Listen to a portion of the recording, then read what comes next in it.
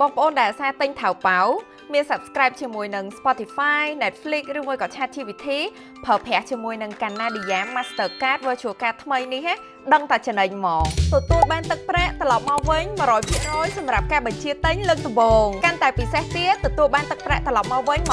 25% ទៅលើការចំណាយជារៀងរាល់ខែទៅលើ Spotify YouTube Netflix ChatGPT Gemini ហើយនឹងការចំណាយជាច្រើនទៀតឈប់អត់ទាន់អស់ទេខែពីនឹងក៏ទទួលបានការប្រើប្រាស់ Panda Pro ដោយឥតគិតថ្លៃរយៈពេល6ខែដំបូងដើម្បីប្រើប្រាស់ free 6ខែហ្នឹងអ្នកនរគ្នាអាចប្រើប្រាស់ជាមួយនឹងកូដនេះបាននេះ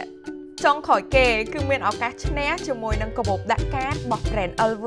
ហើយនឹងប័ណ្ណពិសោធន៍ញ៉ាំ Omakase នៅ Kyo Omakase ទៀតហើយ promotion ទាំងអស់ហ្នឹងអ្នកទាំងអស់គ្នាអាចទទួលបានដោយគ្រាន់តែប្រើប្រាស់ជាមួយនឹង Canadian Mastercard Virtual Card ថ្មីនេះហើយ Canadian Mastercard Virtual Card ថ្មីនេះគឺពិសេសមែនតើអ្នកនរគ្នាធ្វើឡើងដើម្បីអបអរសាទរខួបទី25រវាង Mastercard ជាមួយនឹងធនាគារ Canadian ដែល Canadian Mastercard Virtual Card នេះគឺបានធ្វើការរចនាឡើងដោយវិចិត្រករខ្មែរយើងមកដែលការរចនារបស់គាត់ហ្នឹងគឺទទួលបានការបំផុសគំនិតពីប្រអប់ប្រាក់បុរាណខ្មែរដែលមានក្បាច់ភ្ញីទេសការរចនាមកហ្នឹងគឺជានិមិត្តរូបនៃគ្រឿងយួរដែលបង្ហាញពីមរតកសិល្បៈខ្មែរដ៏ខ្ពង់ខ្ពស់ហើយផ្លែផ្កាចំនួន25នៅលើ Virtual Card ហ្នឹងគឺតំណាងឲ្យ25ឆ្នាំនៃទំនុកចិត្តការរីកចម្រើននិងភាពជោគជ័យរួមគ្នារវាងធនាគារ Canadian និង Mastercard អ្នកទាំងអស់គ្នាអាចឃើញបានការស្អាតហើយមាន promotion ច្រើនទៀតសម្រាប់ការផ្ដល់ជូនហ្នឹងគឺមានចាប់ពីថ្ងៃហ្នឹងរហូតដល់ថ្ងៃទី